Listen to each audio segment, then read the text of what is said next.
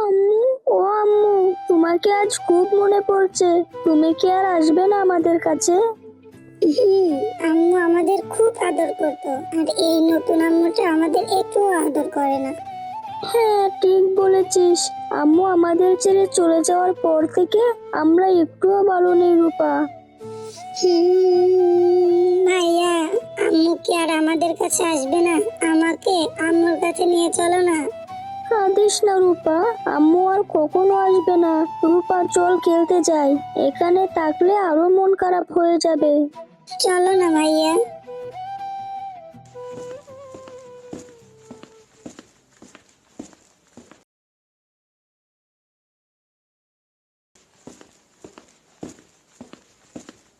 ওগো, তুমি এসেছো? সারাদিন একা একা কাজ করে করে আমার জীবনটা শেষ। আরে এসব কি বলো? বাড়ির টুকটাক কাজ তো তোমাকেই করতে হবে, তাতে জীবন শেষ হওয়ার কি আছে? কেন কেন? বাড়ির টুকটাক সব কাজ আমাকে করতে হবে কেন? বাড়িতে কি আমি শুধু একাই খাই, একাই করি, নাকি আরো মানুষও আছে? ওহো, এত কথা না পেঁচিয়ে কি বলতে চাও সরাসরি বলো তো।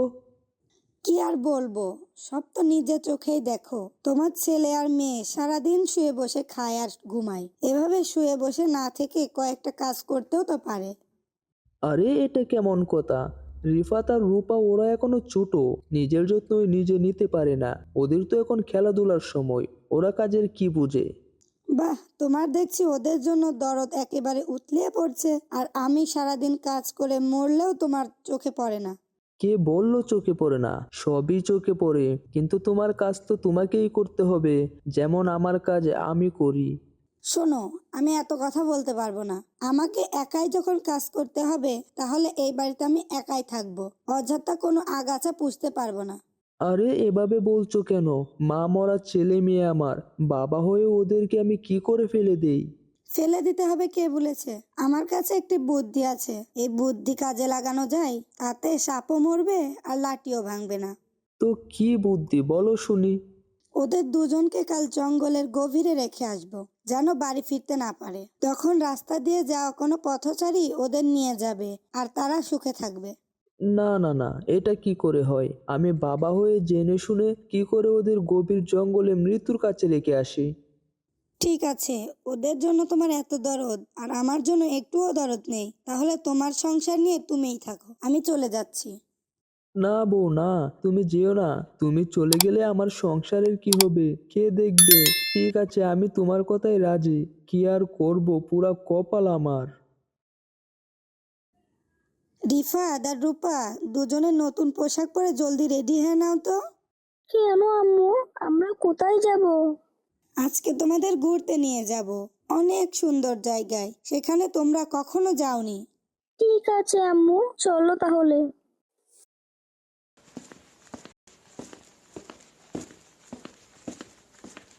বাবা, আমরা ওখান থেকে কখন আসবো? এই তো মা, সারাদিন ঘুরে ফিরে এই সন্ধ্যায় চলে আসবো। আচ্ছা বাবা, আমাদের আর কত দূর যেতে হবে? অনেকটা পথ তো চলে আসলাম। বাবা, আমি আর হাঁটতে পারছি না, আমার খুব পা ব্যথা করছে। এই তো আর একটু সামনে, আর বেশি হাঁটতে হবে না।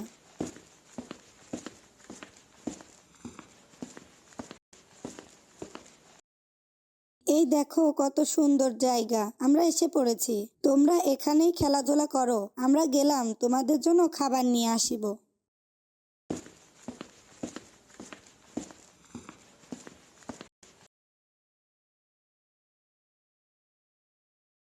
ভাইয়া, ও ভাইয়া, বাবা কি আর আমাদের নিতে আসবে না? আমার যে খুব ভয় করছে। তুমি ভয় পেও না রূপা, আমি তো আছি তোমার পাশে। দেখো ভাইয়া, সন্ধ্যা ঘনিয়ে আসছে, জঙ্গলটা কেমন জানি ভয়ানক হয়ে যাচ্ছে। আমাকে এখান থেকে নিয়ে চলো ভাইয়া। চলো রূপা, আমরা বাড়ি ফিরে যাই। কিন্তু আমরা তো এই গভীর জঙ্গলে পথ হারিয়ে ফেলেছি, বাড়ি কিভাবে যাব? রূপা, তুমি একদম চিন্তা করো না। আমি কালকে আম্মুর সব কথা শুনেছি। তারা আমাদের ঘুরতে নিয়ে আসেনি, আমাদের জঙ্গলে রেখে যেতে এসেছে। তাই আমি আসার সময় বুদ্ধি করে রাস্তায় মার্বেল ফেলে এসেছি। এখন সেই মার্বেল দেখে দেখে আমরা ঠিক বাড়ি পৌঁছে যাব। চলো তাহলে।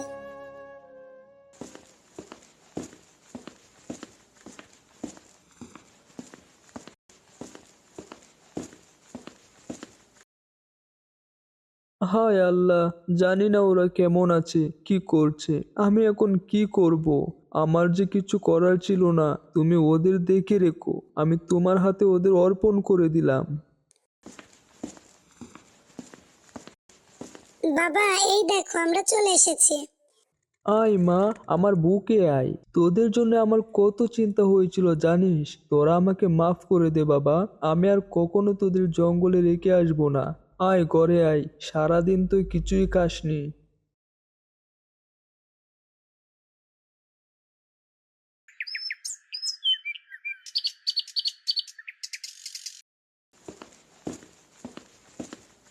কই গো গিন্নি, শুনছো?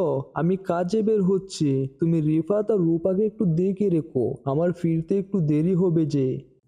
যাও যাও, সে তোমার বলতে হবে না, আমার কাজই তো এটা। পরের বোঝা টানতে টানতে আমার জীবন একদম জ্বালাফালা হয়ে গেল।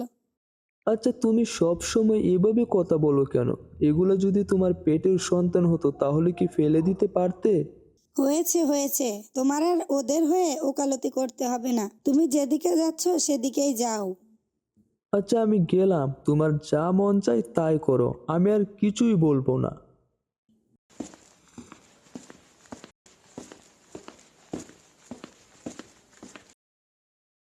এই তোমরা আমার সাথে চলো, আজকে তোমাদেরকে আমার বাপের বাড়িতে বেড়াতে নিয়ে যাব। আম্মু, আমরা কি নানুর বাড়ি যাব? তোমাদের নানু তোমাদের জন্য অনেক সুন্দর খেলনা কিনে রেখেছেন, আর তোমাদের জন্য খুব মজার পিঠাও বানিয়ে রেখেছেন। জলদি চলো। কিন্তু আব্বু তো বাড়ি নেই। চলো আম্মু, আব্বু আসলে সবাই একসাথে নানুর বাড়িতে যাই। না না, তোমার আব্বু কাজ শেষে সন্ধ্যায় তোমার নানুর বাসায় বেড়াতে আসবেন। চলো এখন আমরা রওনা দেই। আম্মু, তুমি কি আমাদের সাথে নানুর বাসায় থাকবে? তোমাদের সাথে আমিও থাকবো, আবার সন্ধ্যায় তোমাদের বাবাও আসবে।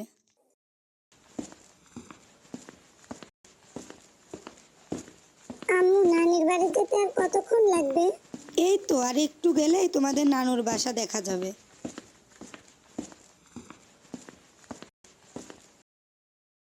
রিফাত আর রূপা, তোমরা এখানেই দাঁড়াও, আমি মিষ্টি কিনে আনছি। কারো বাসায় খালি হাতে যেতে নেই।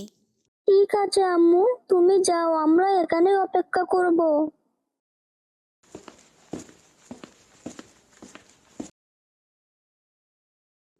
যাক বাবা, বিপদ পার করে আসলাম। এমন জায়গায় রেখে এসেছি আর কোনোদিন বাড়ির পথ খুঁজে পাবে না। এবার সবকিছু একা একা মজা করে খাবো। কি ব্যাপার গিন্নি, বসে ফিস ফিস করে কি বলছো? কি আর বলবো, আজকে আমার সবচেয়ে খুশির দিন। আর কোনো ঝামেলা নেই, সব বিপদ কেটে গেছে। কিসের বিপদের কথা বলছো তুমি? রিফাত আর রূপা কোথায়? তাদেরকে আমি কালকে চেয়েও দূরে এক জঙ্গলে রেখে আসছি। ওখান থেকে আর কখনো ফিরতে পারবে না। আমাদের আর কোনো ঝামেলা নেই। কি বললি ডাইনি? তোর কথায় কালকে আমি ওদের জঙ্গলে ফেলে এসে কত কান্না করেছি। তখন আমার নিজের প্রতি নিজের খুব ঘৃণা হচ্ছিল। বাবা হয়ে আমি এমন কাজ কিভাবে করতে পারি? আর আজকে তুই আবার ওদের জঙ্গলে ফেলে আসলি? উম আমি এমন কাজ করব না তো কি করব শুনি? ওরা শুধু খাওয়ার সময় আছে কিন্তু কাজের সময় নেই, এমন অকর্মার পুষে লাভ কি? কি লাভ সেটা তোর মতো ডাইনি বুঝবে না। তোর মতো ডাইনি সন্তানের মর্ম কি বুঝবে? না জানি আমার মা মরা সন্তানগুলো কোথায় আছে, কি করছে। হে আল্লাহ, তুমি ওদের আমার বুকে আবার ফিরিয়ে দাও। কি মায়া কান্না! ওদের জন্য এত নেকামি করতে হবে না। বেঁচে থাকলে আল্লাহ আমাদেরকে আরো সন্তান দেবেন। এই ডাইনি, আমি আর তোর একটি কথাও শুনতে চাই না। আমি ওদের খুঁজতে গেলাম, তুইও শুনে রাখ। 2 দিনের মধ্যে যদি ওরা বাড়ি ফিরে না আসে তাহলে আমিও তোকে রাখবো না, তালাক দিয়ে দিব বলে দিলাম।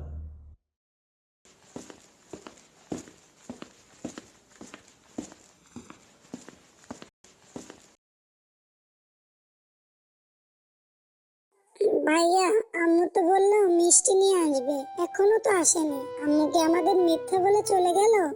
হ্যাঁ, ঠিক বলছিস। আম্মু আমাদের একদম সহ্য করতে পারে না, তাই তো বারবার জঙ্গলে ফেলে যায়। এখন কি হবে ভাইয়া? আমাদের আম্মু হলে কোনোদিনও ফিরে যেত না। এখন আমরা কোথায় যাব ভাইয়া? আমার খুব ভয় করছে, আর সারাদিন ধরে কিছু খাইনি, খুব খিদাও পেয়েছে। রূপা, তুমি একদম চিন্তা করো না। আমি আজকেও আসার সময় রাস্তায় চাল ছিটিয়ে এসেছি। আমরা সেই চাল দেখে দেখে আজকেও বাড়ি ফিরে যাব।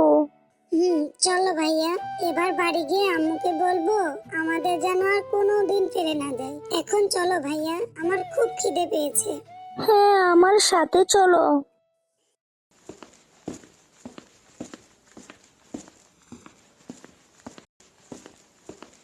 কি ভাইয়া, তোমার পথের দিশারি সে চাল তো পাখি খেয়ে ফেললো। এখন কি হবে? আমরা বাড়ি যাব কিভাবে? রূপা, এখন কি করব বুঝতে পারছি না। আমাদের কপালটাই এমন।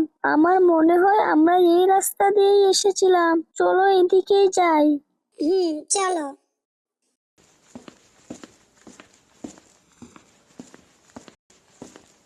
ভাইয়া দেখো দেখো, কত সুন্দর একটি বাড়ি, আর কত আইসক্রিম চকলেট ঝুলে আছে। চলো খাই। হ্যাঁ চলো, আমারও খুব খিদে পেয়েছে।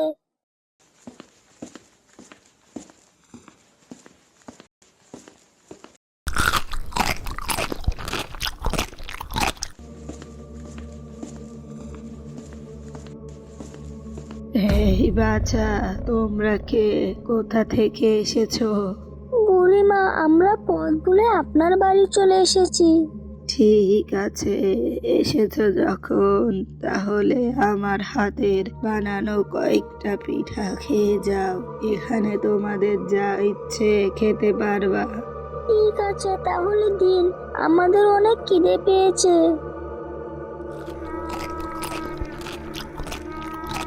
যা মনে চাই খাও, খুব মজার খাবার। চাইলে তোমরা আজ রাতটা থেকে যেতে পারো। না বুড়িমা, আমাদের থাকলে যে হবে না। আমাদের বাড়ির পথ খুঁজে বের করতে হবে। অন্য সময় এসে থাকবো। কিন্তু তোমরা যে আর এই বাড়ি থেকে যেতে পারবা না। হি হি হি হি হি।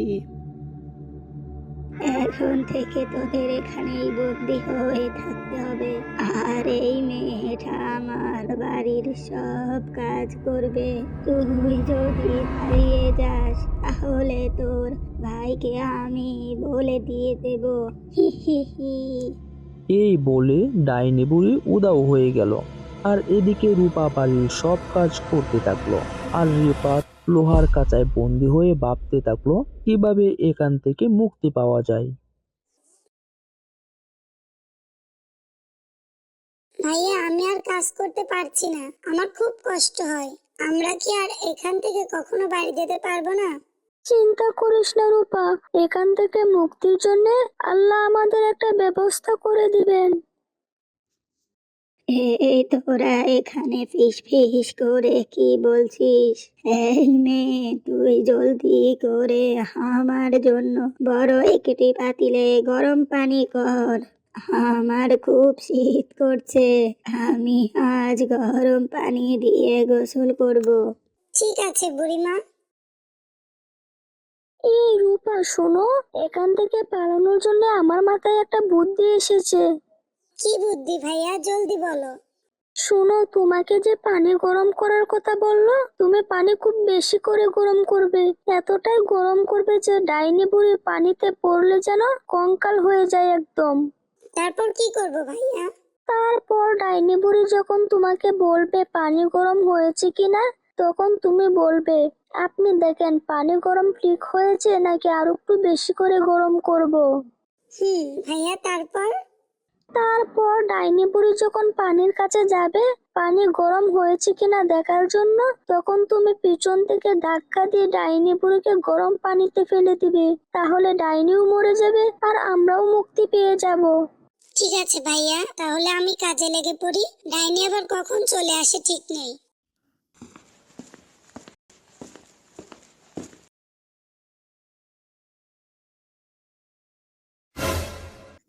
এই তোর পানি গরম করা কি হয়েছে? আমার যে এক্ষুনি স্নান করতে হবে। হ্যাঁ, গরম হয়েছে, তবে আপনি একটু পানিতে হাত দিয়ে দেখেন পানি এতটুকু গরমে হবে নাকি আর একটু গরম করব। এই, এটা কি করলি? ওরে মা, পুড়ে গেলাম, জ্বলে গেলাম রে। আহা, বাঁচাও বাঁচাও। রূপা, এই দেখ আমি মুক্ত হয়ে গেছি। আর ডাইনি বুড়িও মারা গেছে। আমাদের আর কোনো চিন্তা নেই। এবার চল বাড়ি ফিরে যাই। হে আল্লাহ, জানি না রিফাত আর রূপা মা মরা সন্তানগুলো আমার বেঁচে আছে কি নেই, আর কত ওদের পথ চেয়ে বসে থাকবো। হে আল্লাহ, তুমি তাদের সহায় হয়ে যাও। বাবা, আমরা এসে গেছি। রিফাত বাবা আমার, রূপা মা আমার, তোরা এসেছিস। তোদের জন্য আমি কত কান্না করেছি, তোদেরকে কত খুঁজেছি, আর তোদেরকে জঙ্গলে ফেলে আসতে দিব না। তোরা আমাকে মাফ করে দে বাবা। রিফাত, রূপা, তোরা আমাকে মাফ করে দে। আমি যা করেছি তার জন্য আমি লজ্জিত। মা, এভাবে বলছো কেন? তোমাদের কোনো দোষ নেই। হয়তো আমাদের ভাগ্যটাই এমন ছিল। আমরা আর তোমাদের ছেড়ে কোথাও যাব না। বন্ধুরা, গল্পটি কেমন লাগলো তা কমেন্টে জানাতে ভুলো না কিন্তু। আরো মজার মজার ভিডিও পেতে পাশে থাকা সাবস্ক্রাইব বাটনটি অন করে রাখুন। ধন্যবাদ সবাইকে।